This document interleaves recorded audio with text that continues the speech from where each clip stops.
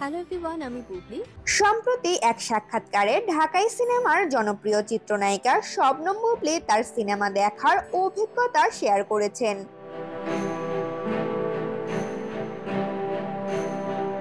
বুবলি জানান তিনি দর্শকদের সঙ্গে সিনেমা হলে বসে নিজের সিনেমা দেখতে পছন্দ করেন, তবে দর্শকদের ভিড় এড়াতে তিনি বোরকা পরে সিনেমা হলে যান। বুবলি বলেন ঈদের সময়টাতে কিছু পারিবারিক ব্যাপার থাকে, এর মাঝে নিজের সিনেমার খোঁজ খবর নেওয়া হয়। তিনি আরো বলেন আমি বোরকা পরে সিনেমা দেখি কারণ আমি এনজয় করতে চাই। ওয়ালটন আবারও মিলিনিয়ার অফারে ওয়ালটন ফ্রিজ কিনে আপনিও হয়ে যেতে পারেন মিলিয়নিয়ার। মিলিনিয়ার ছড়াছড়ি দেশ জুড়ে, এটা শুধু ওয়ালটেনই পারে। বুবলি আরো জানান তিনি তার সকল সিনেমা হলে গিয়ে দর্শকদের সাথে উপভোগ করেন, দর্শকদের মনোযোগ যেন নষ্ট না হয় তাই তিনি বোরকা পরে সিনেমা দেখতে যান। শাকিব খানের বরবাদ সিনেমা প্রসঙ্গে বুবলি বলেন শাকিব খান এই নামটা একদিকে থাকবে,